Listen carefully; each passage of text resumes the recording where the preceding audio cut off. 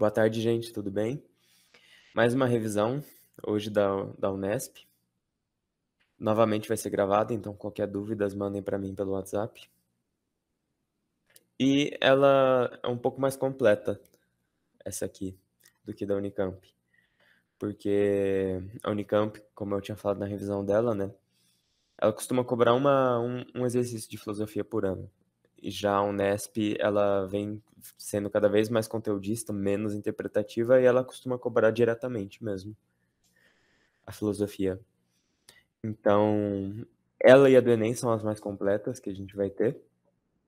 Então, ela vai ser um pouquinho longa, mas eu espero que não seja tão cansativa. Eu não trouxe exercício de tudo, de todos os temas, porque já tá tudo no simulado que a gente montou. Então, ia ficar repetindo muita questão. Então, ela é mais teórica mesmo. Eu acho que é mais importante também na questão da filosofia. Ou então, na Unesp, ela é dividida principalmente em 4 partes, né? A filosofia, que é a política, a ética, a estética e a epistemologia, e a gente vai ver todas elas. A epistemologia de todas ela é a mais comprida, porque ela está desde o início da filosofia até a contemporânea, ou a filosofia moderna. E aí a gente vai ver, então, desde o início, com os mitos. Apesar da filosofia antiga, na Unesp ela não ser tão cobrada, né? É mais cobrada da filosofia moderna até a filosofia contemporânea. Então, primeiro sobre os mitos, a gente viu que a origem da filosofia veio com o rompimento dos mitos, que os mitos eles eram usados para explicar as coisas que aconteciam no mundo, a nossa origem também. Então, era uma visão de cosmogonia para explicar o mundo, ou seja, era através da fantasia. E aí a filosofia surge com a cosmologia, que é, é uma visão realista do mundo. Então, a filosofia surge quando os mitos não eram mais suficientes, né, para explicar a origem das coisas. E por que surgiu então na Grécia, né? Primeiro pelo relevo formado pelas ilhas, a gente tinha falado isso na segunda aula, eu acho. Então faz bastante tempo, mas o relevo dela formado por ilha estimulava muito o comércio marítimo, e além da agricultura ruim naquele local, né? Então, estimulava também o contato com outras culturas. A religião, ela permitia criticar e questionar, porque não existia um tipo de sacerdote, assim. Os mitos, eles eram contados tradicionalmente através da oral, né? Tipo, conto dos mitos, eles iam sendo contados, então não existia uma moral na religião, um dogma. Então era permitido questionar e criticar, além da liberdade política nas polis, nas cidades, e também a compreensão do tempo, porque eles já usavam um calendário, então eles questionavam sobre o futuro, sobre o passado. Essa parte sobre o calendário não é tão importante, o mais importante é a do relevo e a da política. Então, depois do mito ser rompido, né, com a filosofia, surgem os pré-socráticos, que foram os primeiros filósofos, como, por exemplo, o Tales de Mileto. Para ele tudo vinha da água. E esses primeiros filósofos, eles tentavam explicar a natureza, com foco nela e não no ser humano. Eles tentavam achar a physis, né, que era a arqué, que seria a origem de tudo da natureza. E aí não é muito cobrado, né? Começa a ser mais cobrado a partir de Sócrates. Porque aí a filosofia ela tem um foco no ser humano, por isso que Sócrates é o Platão dela, ele é um divisor de águas. E aí ele traz a frase "só sei que nada sei", e essa frase ela marca o começo da epistemologia, né. Epistemologia é o estudo da ciência, a busca pelo conhecimento. E a filosofia a gente viu que o rumo dela que ela vai tomando é através dessa busca de conhecimento. Então essa frase do "só sei que nada sei" é justamente um ponto de partida, é você admitir o que você não sabe para você ir buscar esse conhecimento. Esse conhecimento ele é alcançado, né, você busca ele através do diálogo. Então para isso existia um método socrático, que era uma forma de diálogo através da ironia e da maiêutica. Então o Sócrates ele pedia para as pessoas conversarem com ele, e com a ironia ele apontava coisas contraditórias nas falas das pessoas. E aí a maiêutica era uma maneira dele ensinar a pessoa como chegar no conhecimento por ela mesma. Então, não sei, o Sócrates ia falar, por exemplo, sei lá, sobre racismo. E aí alguém falava: "Ah, não, eu não sou racista, mas", e aí já vinha alguma coisa contraditória, o Sócrates falava: sabe. Então, assim, ele mostra o porquê que é contraditória e a pessoa ela chega no conhecimento através do raciocínio próprio dela, isso era a maiêutica. Então o método socrático era mostrar a verdade para as pessoas. E isso incomodava, né, tanto é que Sócrates ele foi morto por questões políticas. Então a filosofia ela tem esse caráter provocativo. E ao mesmo tempo do Sócrates existiram os sofistas, que eram como professores, né. Eles andavam pela Grécia inteira ensinando a arte da retórica. Então era uma maneira de fingir um conhecimento, porque desde aquela época se buscava um conhecimento, mas já tinha uma noção de que não existia uma verdade única e verdadeira.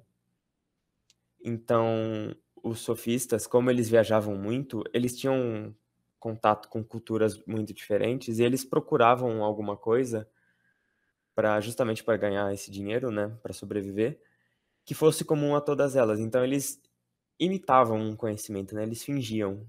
Por isso que eles eram muito criticados pelos filósofos.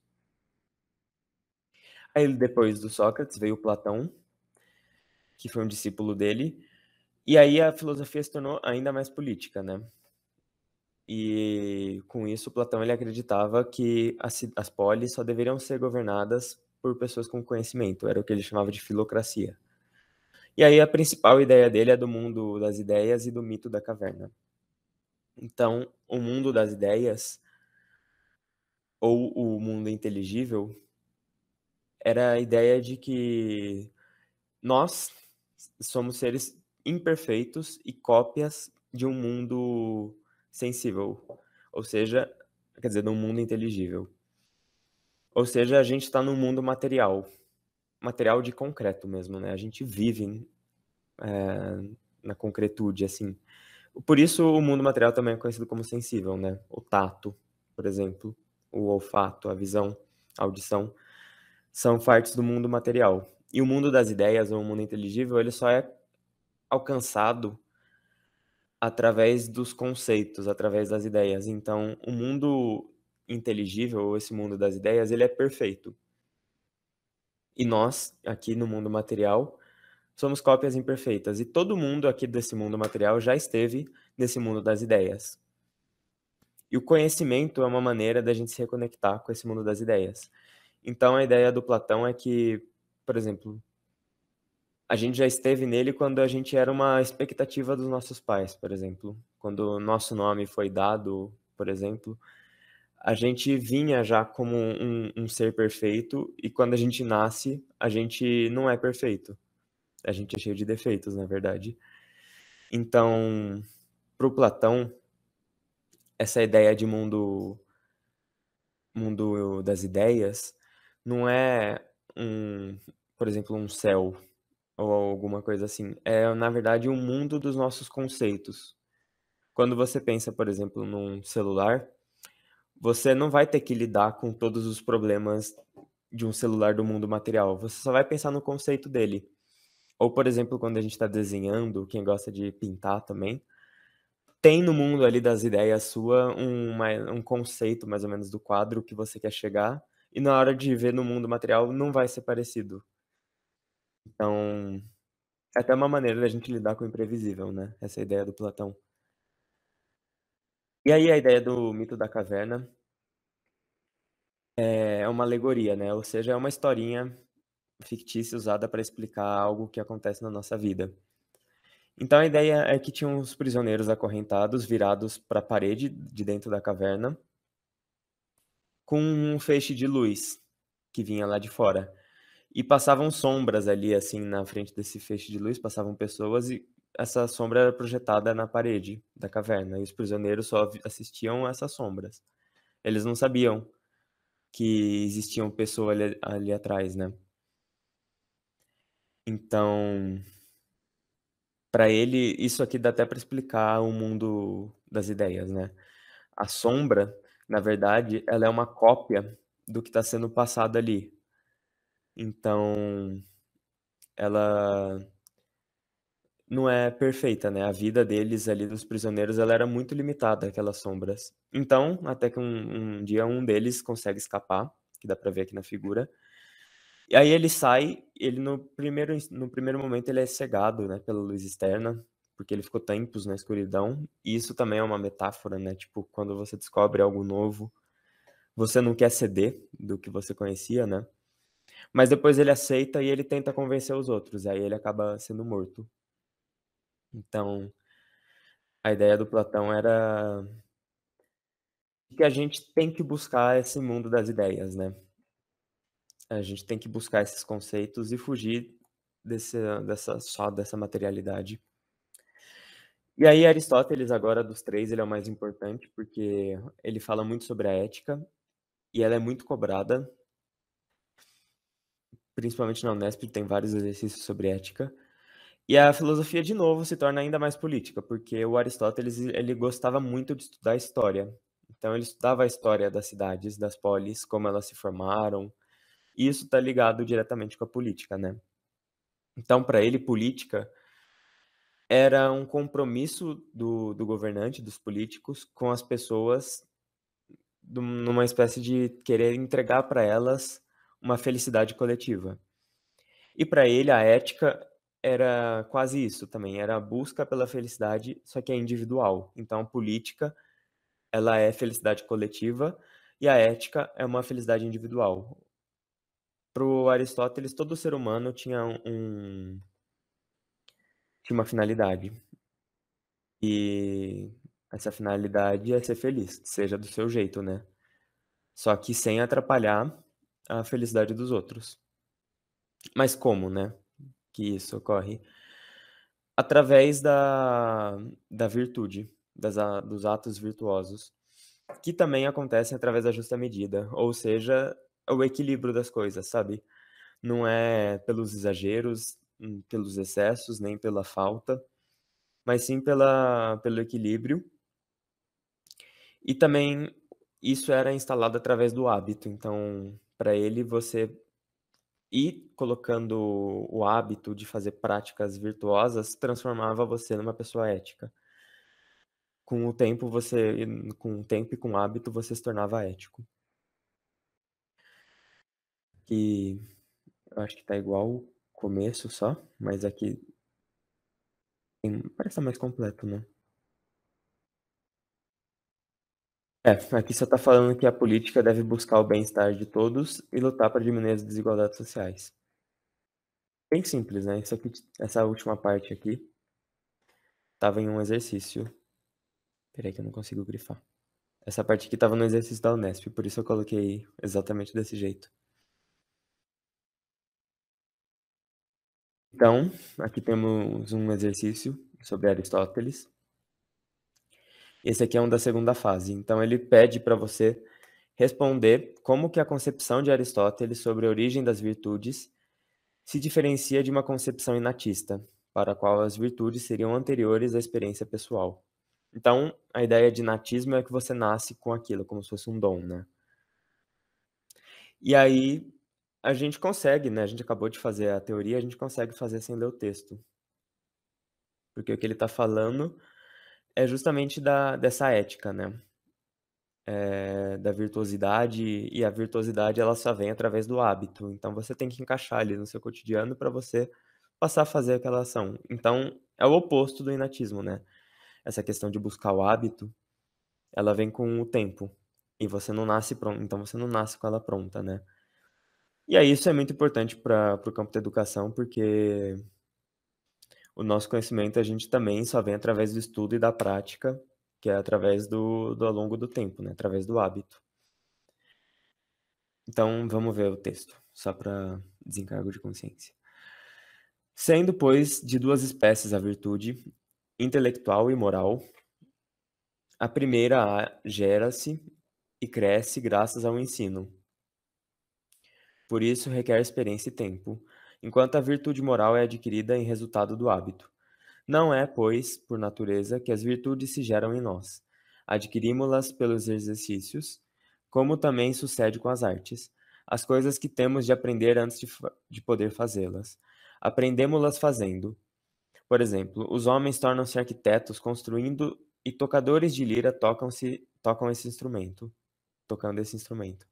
Da mesma forma, tornamo-nos justos praticando atos justos, e assim com a temperança, bravura, etc.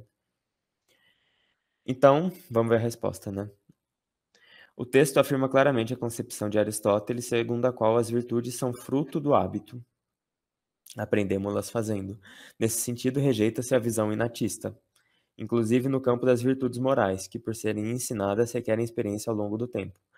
A partir daí, percebe-se a importância da educação na ética aristotélica como a prática essencial para a formação do sujeito. Quem toca instrumento já deve ter ouvido muito falar, né, que é dom. A pessoa, ela deveria ser grata porque ela recebeu um dom de saber tocar.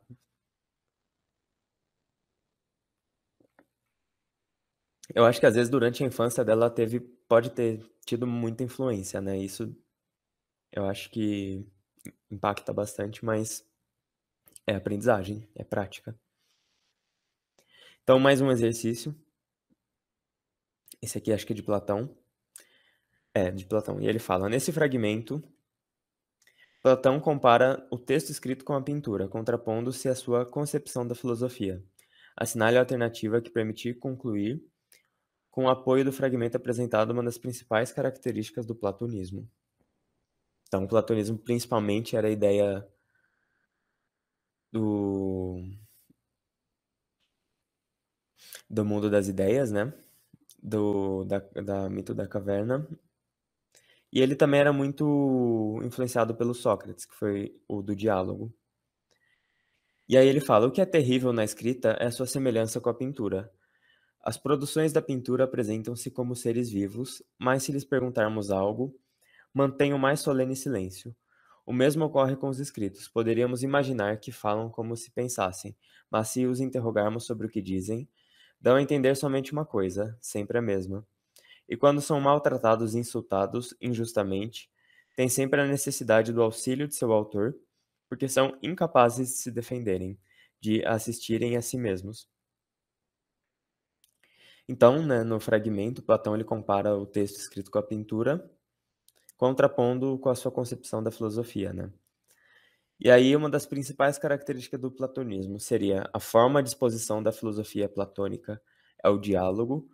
O conhecimento funda-se no rigor interno das argumentações, produzido e comprovado pela confrontação dos discursos. O platonismo se vale pela oratória política, por meio de pequenas sentenças com sentido completo, as quais, no seu entender, esgotam o conhecimento do mundo. O discurso platônico tem a mesma natureza do discurso religioso, pois o conhecimento filosófico modifica-se segundo as habilidades e a argúcia dos filósofos. A poesia rimada é o veículo de difusão das ideias platônicas, sendo a filosofia uma sabedoria alcançada na velhice. É que saiu aqui.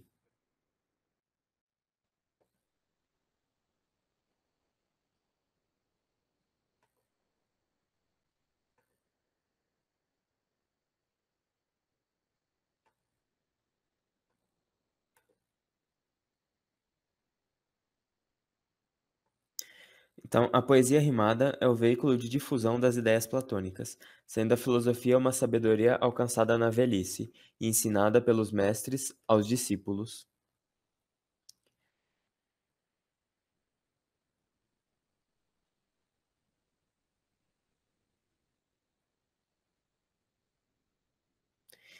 Então, a que mais se assemelha ao platonismo é a letra A, ou seja, a forma de exposição da filosofia platônica ao diálogo, né, muito influenciado pelo Sócrates, e o conhecimento funda-se no rigor interno das argumentações produzida e comprovada na confrontação dos discursos. A letra C, ela não pode ser, né, porque fala que esgota o conhecimento acerca do mundo, essas pequenas sentenças. Essas pequenas sentenças eu não sei o que seria, na verdade, mas o diálogo, né, não esgota o conhecimento acerca do mundo. Não tem a mesma natureza do discurso religioso, por isso também não pode ser a D.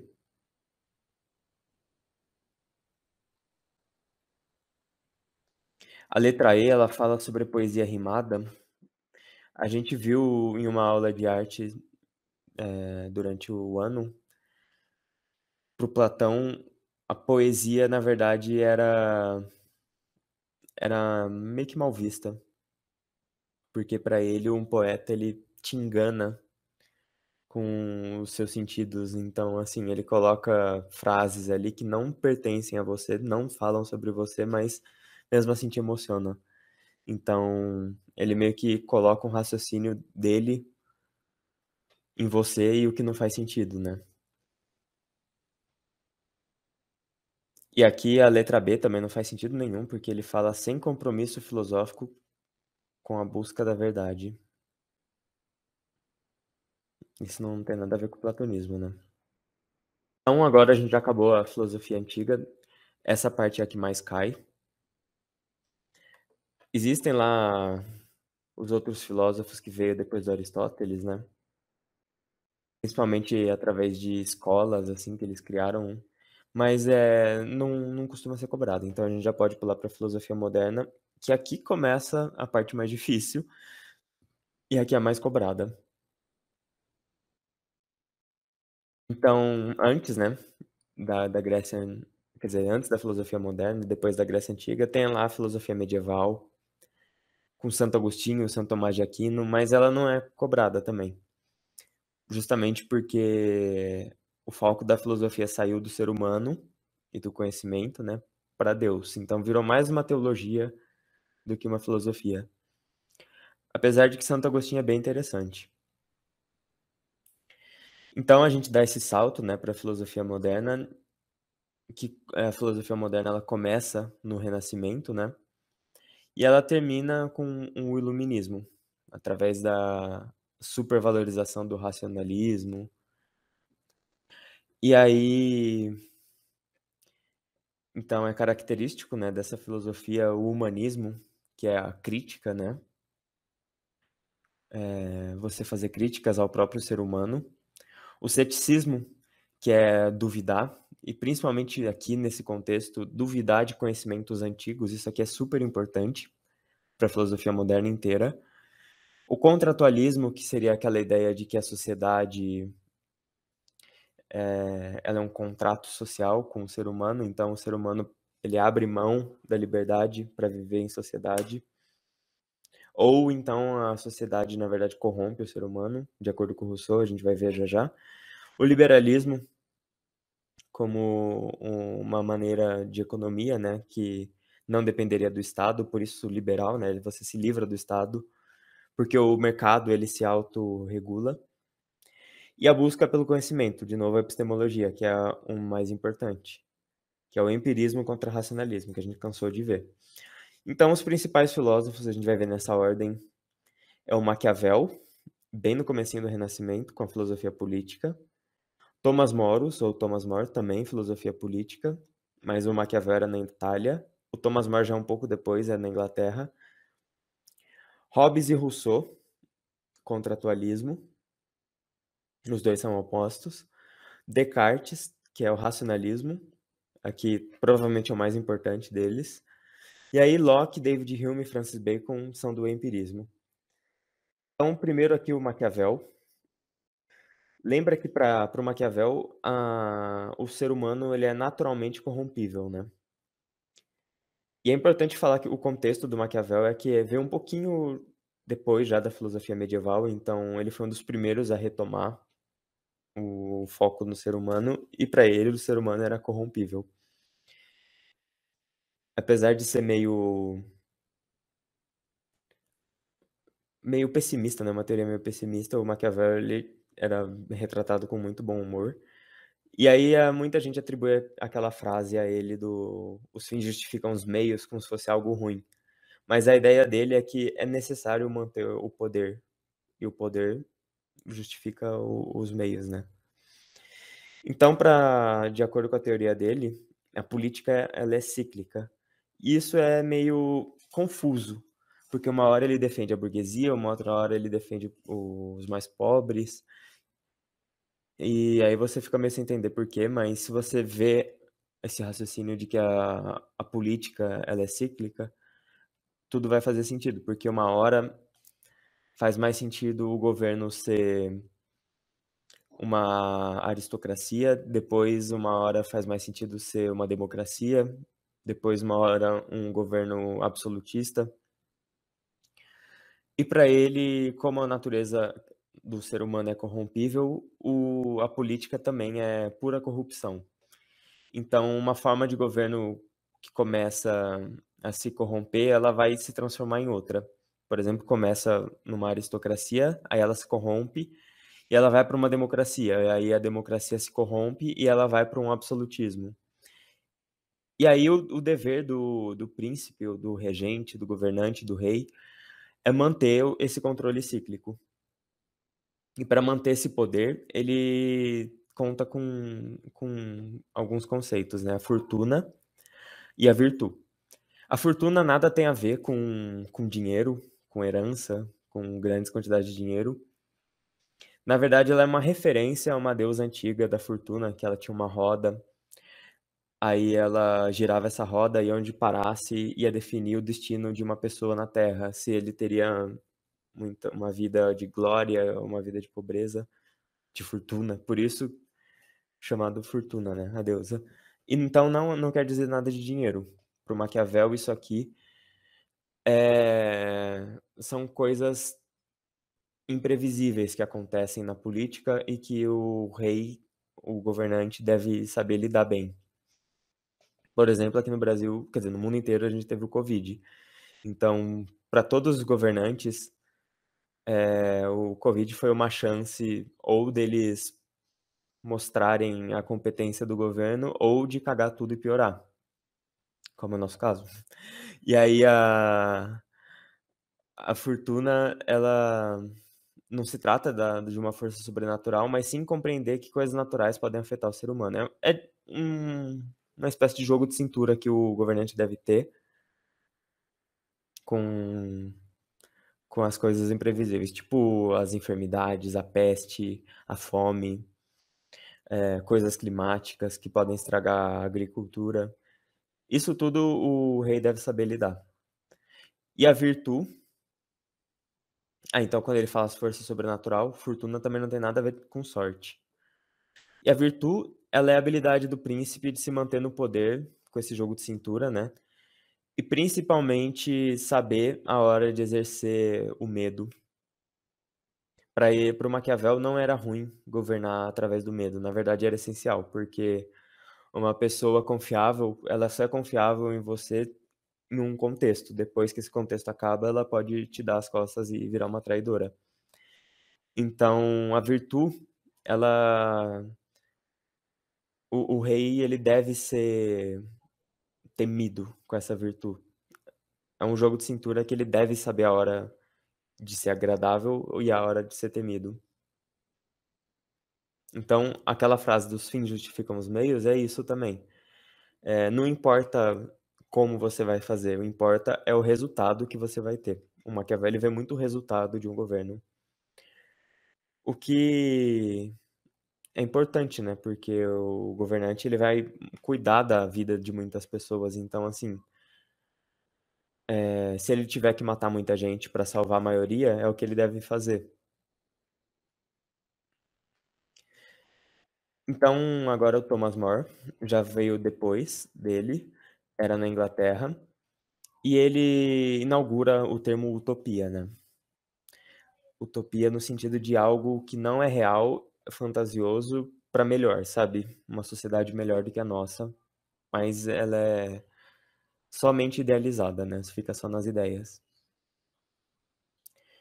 Então, a utopia era uma ilha politicamente perfeita, e era uma crítica à Inglaterra, né, que também é uma ilha. E ela tinha um formato semicírculo, composta de várias cidades, só uma capital, e a capital ficava no meio, e cada filarca, que seria um governante dessa cidade, seria responsável por fazer as leis e os trabalhos funcionarem, né. Então essa utopia, ela deveria ter uma vida ascética, igual o Thomas More tinha. Uma vida ascética é uma vida regrada, para não atrapalhar os outros, sabe. É meio que a ideia de ética do Aristóteles, você não deve interferir na felicidade dos outros. A vida ascética era isso, só que era com sacrifícios, né, próprios. Então a religião dessa utopia, dessa ilha, ela era ascética, só existia um Deus, e esse Deus ele era amado por todos os seres humanos. E todos os seres humanos também eram amados por esse Deus. Então, assim, essa ilha ela era muito controlada, sabe, tinha um estado muito forte, porque só tinha uma religião, e todo mundo ali era muito parecido. Isso era bom, porque não existiam desigualdades sociais, mas também era ruim, porque não existiam individualidades, né.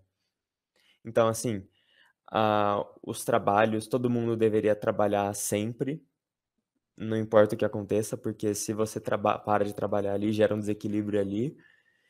Então Thomas More ele define meio que uma ilha que funciona por si própria, sabe. Apesar de ter um estado muito forte, ela funciona automaticamente, porque tudo vai se regulando. E de novo é uma crítica à Inglaterra. Aí o Montesquieu, bem facinho também, ainda é filosofia política, ele definiu 3 formas de governo. E aqui o contexto dele já era no absolutismo, ou seja, ele fazia uma crítica a esse governo totalitário, né, o absolutismo é aquele rei que governa pelo medo e ele está acima de qualquer lei. Então Montesquieu ele estudou 3 formas de governo: a república, a monarquia e o despotismo. A república, ela é dividida em 2, a democrática, que ela é mais ampla, né, ela é ideal para lugares maiores, e igualitária. E também existe a república aristocrática, em que a cidadania ela é reduzida, a política ela é feita por um membro pequeno da sociedade, né, a aristocracia. A aristocracia é um governo que poucos ficam no poder, como era na Grécia Antiga. E aí a monarquia é o governo de uma pessoa só. Então, assim, na república aristocrática, apesar de ser um governo feito por poucas pessoas, era um grupo ainda, né. Na monarquia já é um poder centralizado em uma pessoa só, que é o rei. Mas no caso da monarquia, o rei ainda tem que respeitar essas leis. Então, para ele era o parlamentarismo inglês, né, ele foi influenciado por esse parlamento. No parlamento inglês existia um rei, mas ele era só uma figura, porque quem governava mesmo, junto com o rei, era o parlamento, que era um grupo grande de pessoas. Então, assim, existia uma figura que controlava esse poder, mas ele não era totalmente concentrado de poder. Aí o despotismo, que seria uma espécie de monarquia também, né, conta com um rei, mas esse rei ele tá acima de qualquer lei. E aí sim ele detém todo esse poder centralizado, não existe um parlamento ali. Aí seria o absolutismo. Então, para combater esse absolutismo, né, o despotismo, o Montesquieu ele fragmenta o poder em 3, que é o executivo, o legislativo e o judiciário. O executivo era a responsabilidade do rei de administrar o Estado, o legislativo seria mais do parlamento, né, de elaborar as leis e aprovar. E o judiciário seria de fiscalizar, de julgar quem ultrapassa essas leis. É bem simples também, né. A filosofia moderna ela é mais difícil porque ela tem muito filósofo, mas a gente vê só a parte principal deles. Então agora a gente entra no contratualismo com Hobbes. Se tiver muito rápido, vão pausando o vídeo. Vou tomar uma água aqui.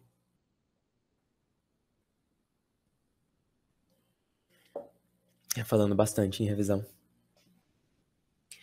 Então, agora a gente vai para o contratualismo. Primeiro com o Hobbes. depois com Rousseau, eles eram bem opostos.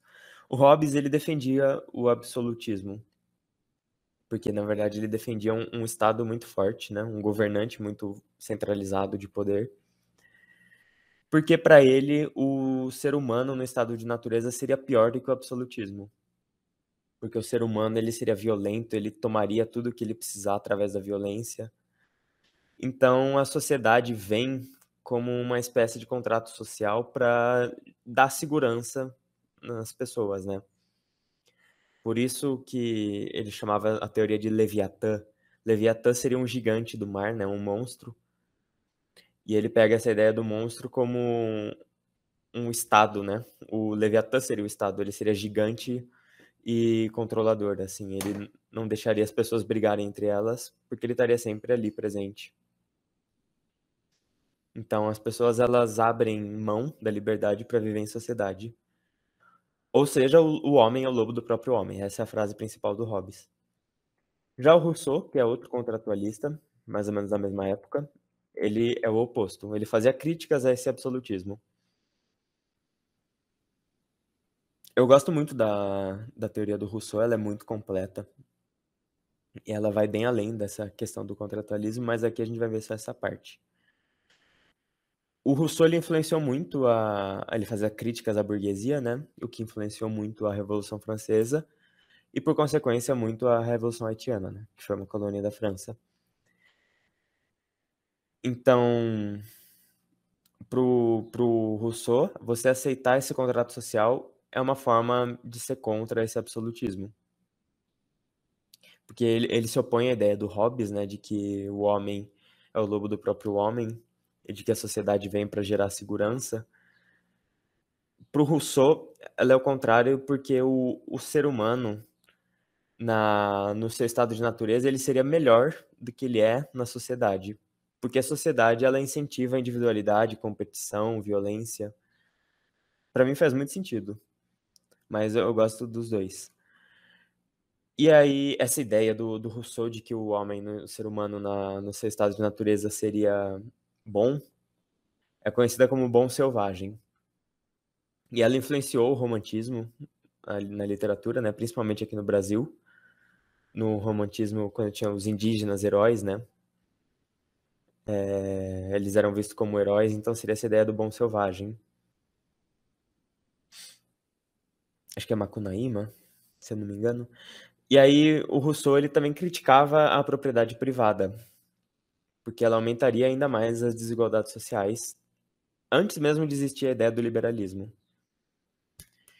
E aí ele dizia que a sociedade, esse Estado, deveria ter uma vontade geral,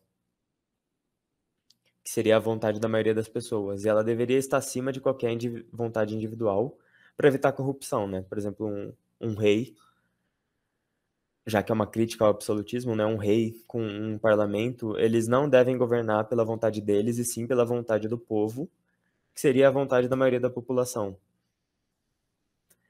Então, para o Rousseau, o Estado formava como se fosse um corpo humano mesmo, grandão, assim, composto de vários corpos pequenininhos que seriam cidadãos. Então, esse corpo tem uma vontade, que é essa vontade geral, que é a vontade da maioria das pessoas. Então, ela tem que estar acima de qualquer vontade individual.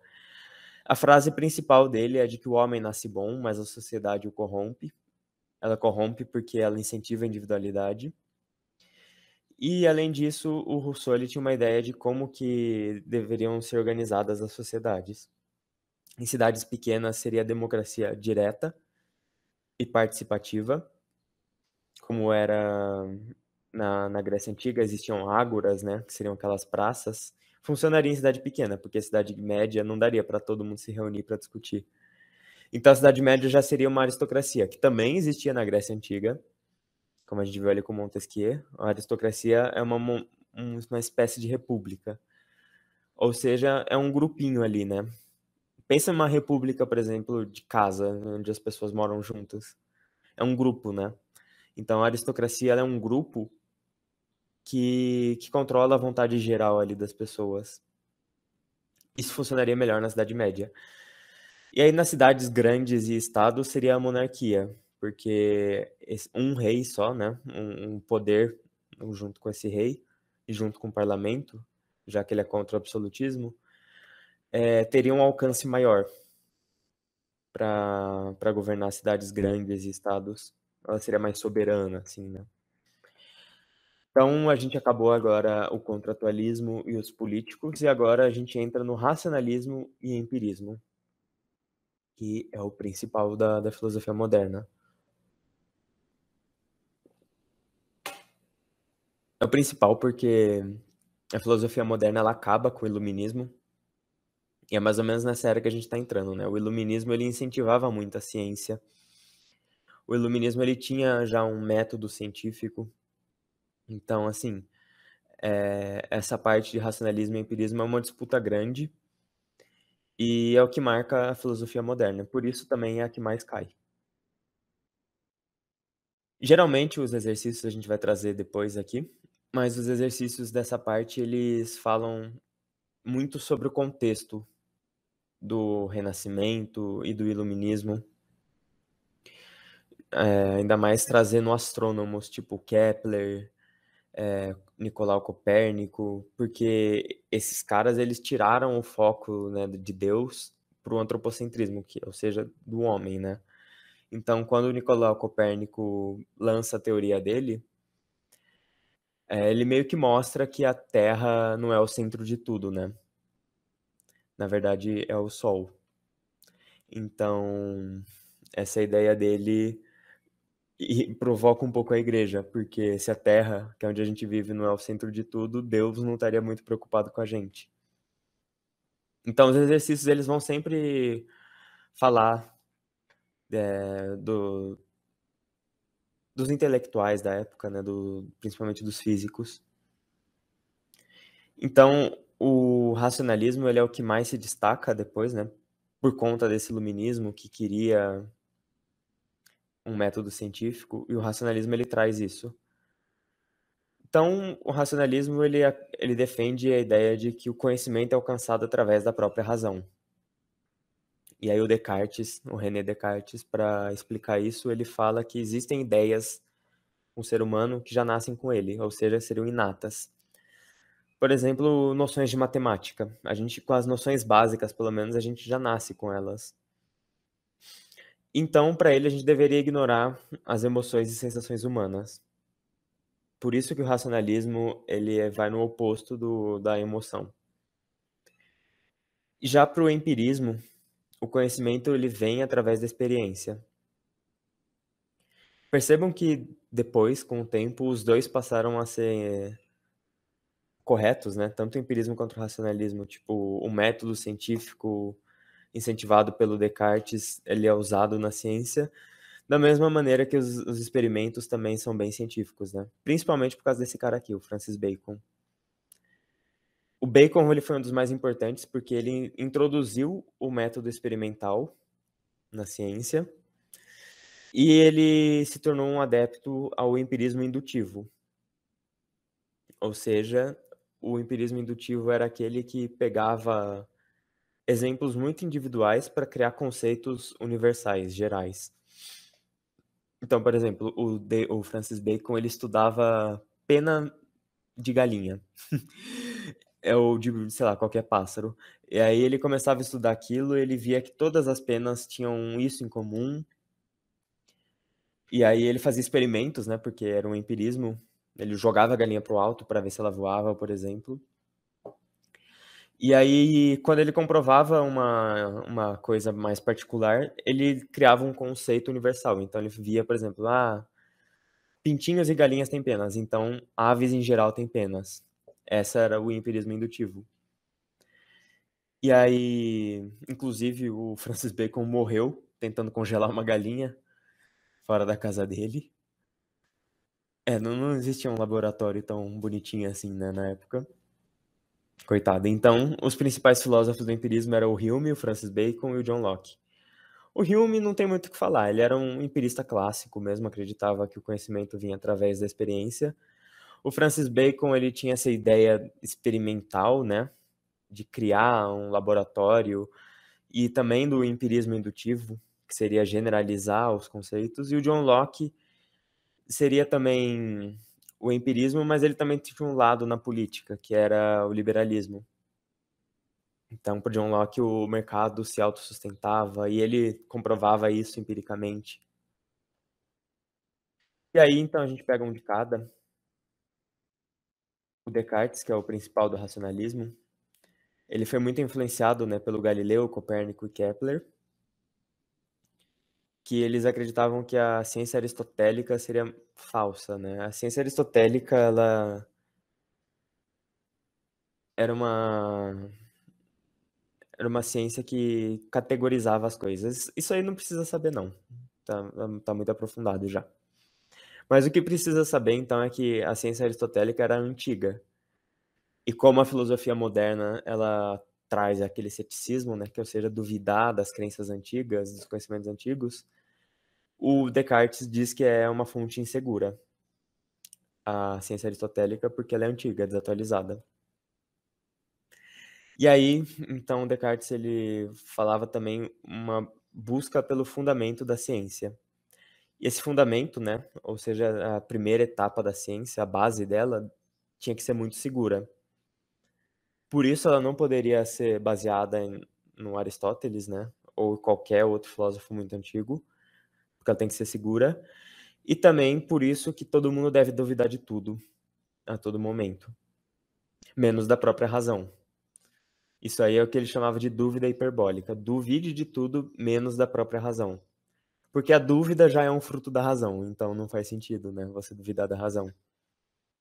É dúvida hiperbólica é o nome disso. Também não é tão cobrado, se for cobrado vai estar no texto, mas é bom saber.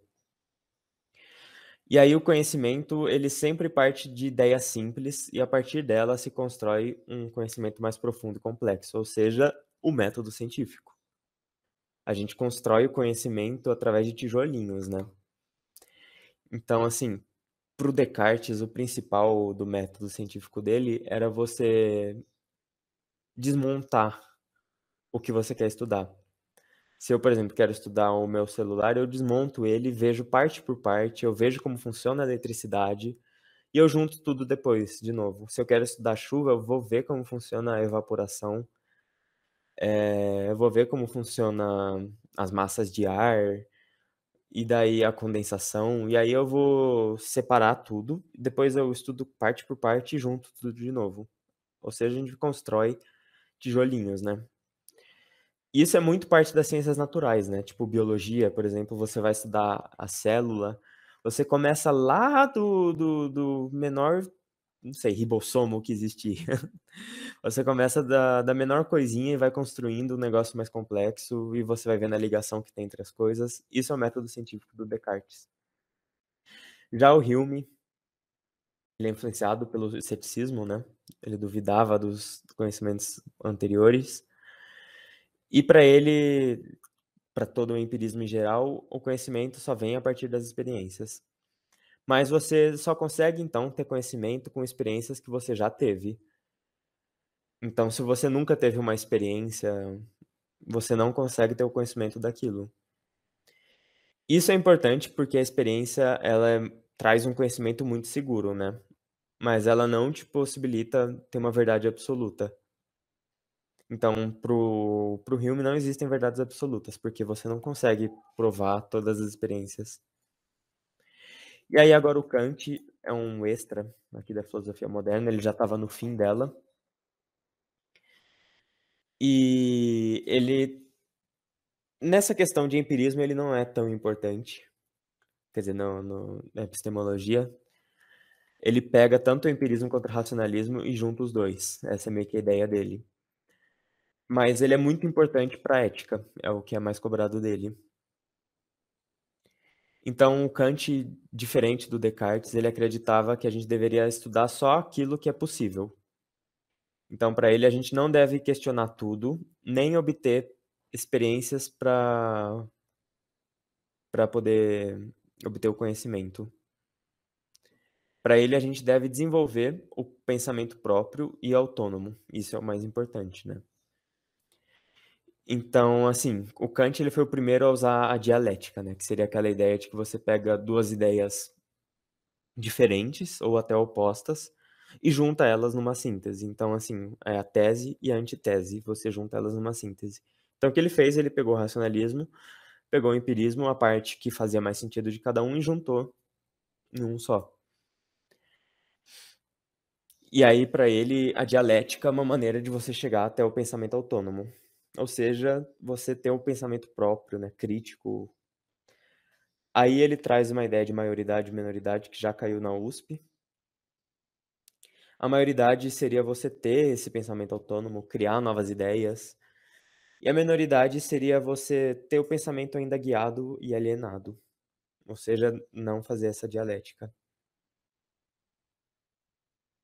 Então, para o Kant, né, voltando, a gente só deve estudar aquilo que merece ser estudado, né? Diferente do Descartes, que acreditava que a gente deveria estudar de tudo.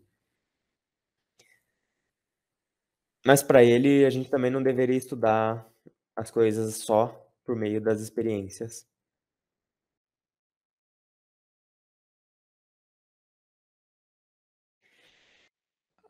É...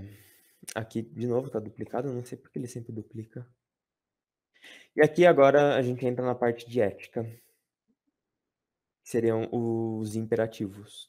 Imperativo é ação, né? Tipo, quando você...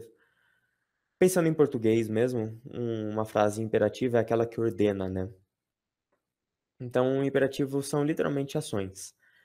E elas podem ser hipotéticas ou categóricas. As hipotéticas são guiadas pela emoção e pela paixão. É você fazer algo porque você gosta. As categóricas, elas são guiadas pela razão. Aí a influência do racionalismo. O Kant, ele já estava na época do iluminismo, né? Então, assim, o racionalismo meio que venceu essa guerra. Tinha muita valorização da razão. Então, o imperativo categórico, ele é guiado pela razão. Ou seja, você faz algo não porque você gosta, mas porque é o certo. Então, enquanto que a ética aristotélica era buscar a felicidade, a kantiana é agir pelo imperativo categórico. Ou seja, você fazer algo não porque você gosta, mas porque é o certo. E tornar a sua ação universal. Isso seria meio que uma ideia de empatia. Por exemplo, quando você for conversar com alguém, você tem que ser respeitoso, porque é como se aquela pessoa representasse toda a humanidade, sabe? O Kant falava que se você ter esse pensamento, todo mundo faria o seu papel na sociedade e ela seria perfeita, porque se ninguém tratar o outro mal, por exemplo, não vai ter motivo de você usar violência. Eh, então essa ideia de tornar a sua ação universal é você se colocar também no lugar do outro. É tipo pensar antes de você fazer uma ação, se você gostaria que fizessem ela com você também. Então a ética kantiana é não fazer com os outros o que você não quer que façam de você. Nossa, falei meio rápido, até travei aqui, mas é isso. Então, isso também vale para mentira, né? Para o Kant, a mentira, em nenhum momento, nem quando ela deve ser para fazer o bem, ela deve ser usada. Porque, seguindo essa ideia de tornar a sua ação universal, se ninguém mentisse, a gente não precisaria mentir. Às vezes a gente mente porque todo mundo mente, né? Então, vamos para os exercícios, já tá acabando, eu juro. É... Então, aqui o enunciado fala: os textos tratam de uma prática que é contrária ao princípio da fundamentação racional sustentado por Descartes. Então, tá, são dois textos que são contrários a esse racionalismo. Então, texto 1. Nos últimos tempos reservou-se, e com isso popularizou-se, o termo fake news, para designar os relatos pretensamente factuais que inventam ou alteram os fatos que narram e que são disseminados, em larga escala, nas mídias sociais, por pessoas interessadas nos efeitos que eles poderiam produzir. As vacinas foram os principais alvos de fake news entre todas as publicações monitoradas pelo Ministério da Saúde em 2018. Nossa, as vacinas já estavam em fake news, né? Antes da pandemia. Cerca de 90% dos focos das mentiras identificados pelo órgão tinham como alvo a vacinação, Reconhecido internacionalmente, o Programa de Imunização Brasileiro viu doenças como sarampo e poliomielite voltarem a ameaçar o país em 2018, após os índices de cobertura vacinal caírem em 2017. Então, os textos tratam de uma prática que é contrária ao princípio da fundamentação racional, sustentada por Descartes, que propôs a. Aqui, quando ele fala dessa fundamentação racional, a gente viu aqui com o slide do Descartes, que a fundamentação, né, a palavra que ele usa lá, da ciência, ela deve ser segura. Então, é o ato de duvidar, né? Ele não está falando essa questão sobre o método científico, ele está falando sobre o ato de duvidar. Então, é a primeira. A fundamentação, né, ou seja, a base da ciência é a busca por um conhecimento seguro proveniente do ato de duvidar. É isso. A letra B, ele fala a partir da lógica dialética, isso aqui já seria Kant e Hegel, não é? Eliminação da subjetividade na produção do conhecimento, ele não falou nada disso. Fundamentação das certezas a partir da experiência sensível seria empirismo. E a associação entre fé e razão não é racionalismo. Então, agora mais um exercício. Agora, esse aqui é o exercício clássico sobre filosofia moderna que eu falei, né? Lembrando que filosofia moderna, ela junta, né, o Renascimento com o Iluminismo. Então, é um exercício clássico porque ele traz as intelectualidades da época e como que eles foram influenciados. Então, assim, esse exercício ele não vai falar sobre nenhum autor em específico, mas ele vai falar como que o contexto influenciou esses autores. Então, na linha de uma tradição antiga, esse astrônomo Ptolomeu, bem antigo, né, afirmou a tese do geocentrismo, segundo o qual a Terra seria o centro do universo, sendo que o Sol, a Lua e os planetas girariam em seu redor em órbitas circulares. A teoria dele resolvia de modo razoável os problemas astronômicos da sua época.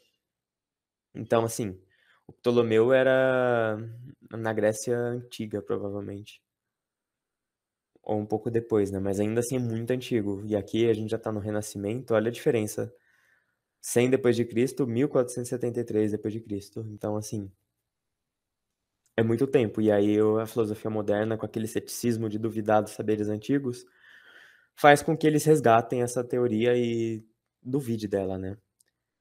Então, o clérigo e astrônomo polonês Nicolau Copérnico, ao encontrar inexatidões nas teorias de Ptolomeu, formulou a teoria do heliocentrismo, segundo o qual o Sol deveria ser considerado o centro do universo, com a Terra, a Lua e os planetas girando circularmente em torno dele. Então, assim, essa ideia do Copérnico já meio que provocava a igreja, que eu tinha falado, justamente por falar que a Terra não é o centro de tudo, então meio que Deus não está preocupado se a gente está no centro ou não. Então, assim, se ele tivesse lançado essa teoria um pouco antes, ele teria morrido. E aí, por fim, o astrônomo e matemático Johannes Kepler, depois de estudar o planeta Marte por cerca de 30 anos, verificou que sua órbita é elíptica. Esse resultado generalizou-se para os demais planetas. Então, esse exercício aqui eu achei meio difícil, mas depois eu vou dar uma chave aí que a gente consegue responder ele. Então, a respeito dos estudiosos citados no texto, é correto afirmar que Ptolomeu apresentou as ideias mais valiosas por serem mais antigas e tradicionais. Isso aqui, né, como a gente viu com o ceticismo, é errado, porque o conhecimento mais antigo nem sempre é o mais seguro. Na verdade, é o mais duvidoso. Copérnico desenvolveu a teoria do heliocentrismo inspirada no contexto político do Rei Sol. Também não. Copérnico viveu em uma época em que a pesquisa científica era livre e amplamente incentivada pelas autoridades. É, a pesquisa científica era livre, né? Mas não amplamente incentivada pelas autoridades, porque no Renascimento a igreja ainda tinha poder. Ela não poderia matar ele, mas ela não era incentivada. Na verdade, ela era bem censurada. A gente tem que ter em mente que o Renascimento, a igreja não morreu, ela continuou forte, mas não hegemônica igual era, né. Ela não controlava tudo. O Kepler estudou o planeta Marte para atender às necessidades de expansão econômica e científica da Alemanha. Não, isso aí é o Elon Musk que faz, né, querer dominar Marte. Kepler apresentou uma teoria científica que, graças aos métodos aplicados, pôde ser testada e generalizada. Essa aqui, ela, na verdade, ela não é tão difícil, né? Mas ela fala algumas coisas aqui. Peraí. Ela esconde algumas coisas no texto, né? Sobre o contexto de Renascimento e Iluminismo. Então, primeiro, né? Quando o Nicolau Copérnico fala de voltar para o Ptolomeu, é aquele ceticismo de duvidar o conhecimento antigo. E aqui, depois, essa parte aqui é a mais importante, que o Kepler, ele generalizou para os demais planetas é aquela ideia do Francis Bacon, né, do empirismo indutivo. Você pega um resultado individual e generaliza como um conceito, né. Então, a influência que o Kepler teve provavelmente veio do Francis Bacon. Agora são os últimos, eu prometo, ó, os últimos 2 slides, que é a filosofia contemporânea. Que nem eu falei, a da Unesp ela é mais completa que a da Unicamp, ela cai a contemporânea. Mesmo assim, ainda teria como a gente encaixar mais autores, mas aí ficaria demais já. Então, Escola de Frankfurt, bem depois já da filosofia moderna, é um contexto entre guerras, né, entre Primeira e Segunda Guerra Mundial. Então, a Escola de Frankfurt ela era composta por filósofos, sociólogos, historiadores, e aí eles decidiram estudar desde a Grécia Antiga, bem história mesmo, né, como que a sociedade dominava a natureza a seu favor. Natureza sendo entendida como, sei lá, desde as árvores, da água, né, transformar a força dela em energia, até na escravidão, que a gente também faz parte da natureza, né, o ser humano. E eles chamaram essa capacidade de dominar a natureza de esclarecimento. Então, assim, era uma época de entreguerras com fascismo, nazismo e socialismo em alta, né. E o nazismo, fascismo, socialismo é muito esclarecido, ou seja, eles dominam muito a natureza, né, principalmente a natureza humana. Eles manipulam a gente, né. Então, o esclarecimento, ele é totalitário, ou seja, totalitarismo é a mesma ideia do absolutismo, né, é uma dominação. Então o esclarecimento, ele serve para dominação. Pensa no nazismo. Hitler, ele era muito esclarecido, né. Então a escola de Frankfurt fazia críticas ao nazismo, fascismo, socialismo, como eu falei, e mostrava como que o esclarecimento convencia as pessoas de que esses regimes eram bons. Então, assim, no nazismo, no fascismo, no socialismo, as pessoas foram enganadas de que o nazismo faria bem à Alemanha, por exemplo, de que eram os judeus quem estavam estragando. E aí eles chegam à ideia da indústria cultural, que é ou seja, isso resume em: a cultura virou uma grande indústria, né. A cultura ela é uma mercadoria que passa a ser vendida para grandes massas. Então eles estudam muito a propaganda, e o nazismo ele só meio que conseguiu enganar todo mundo daquele jeito através da propaganda e da censura. Então, eh, eu assisti esses dias também o filme do Marighella, eu gostei bastante, e ele fala dessa questão da censura, né, na ditadura. Acho que é um filme interessante também para o vestibular. Pode ser que algum dia caia alguma coisa sobre o Marighella. Então, o nazismo, por meio dessa propaganda, né, ele transformava a ideia num estilo de vida, ou seja, ele pega a cultura e vende ela como se fosse um estilo de vida. A mesma coisa que os Estados Unidos fazia com aquele American Way of Life. E aí então, né, essa indústria cultural ela não parou nas guerras, ela continua até hoje, né, através dos filmes, músicas, propaganda, ditando moda, né, criando estilos de vida. E aí o Walter Benjamin e o Marcuse são 2 filósofos meio que agregados dessa escola de Frankfurt, porque eles continuam essa ideia, só que na arte. Por isso eles são importantes para a Unesp, bem importantes, a Unesp gosta de falar uns negócios de arte. Então eles continuam esse raciocínio, né, da indústria cultural, de que a indústria é vendida, quer dizer, que a cultura é vendida, mas agora a arte é vendida, né. A arte ela não passa mais a ser feita só arte pela arte, como era chamado, né. A arte ela passa agora a ser arte pelo lucro. E como tudo que visa lucro, né, é mais lucrativo você fazer em série milhões, assim, iguais cópias, do que fazer um por um. E aí para o Walter Benjamin, isso fez com que a obra de arte perdesse sua aura. Ela se tornou mecanizada, ela perde a essência dela. Ou seja, quando você imprime o quadro da Mona Lisa, não é a Mona Lisa. Ela perde todo o valor dela, mas ela ganha um valor comercial também, porque, tem gente que usa como decoração essas coisas, né, e ela não tem gasto, é só você imprimir várias iguais, assim. E aí para o Marcuse, ele concorda com essa ideia do Walter Benjamin, mas para ele, tudo que ainda é uma crítica à política, ainda é uma arte. E política aqui não é só no sentido de governo, ou de esquerda ou direita. Política no sentido de como as pessoas pensam, sabe. Então, o que te provoca, o que causa em você alguma emoção, ainda é arte, mesmo que seja produzida mecanicamente em escalas absurdas.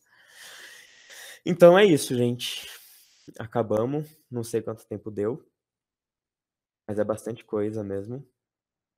Espero que tenha dado para entender. Qualquer coisa mandem no Whats.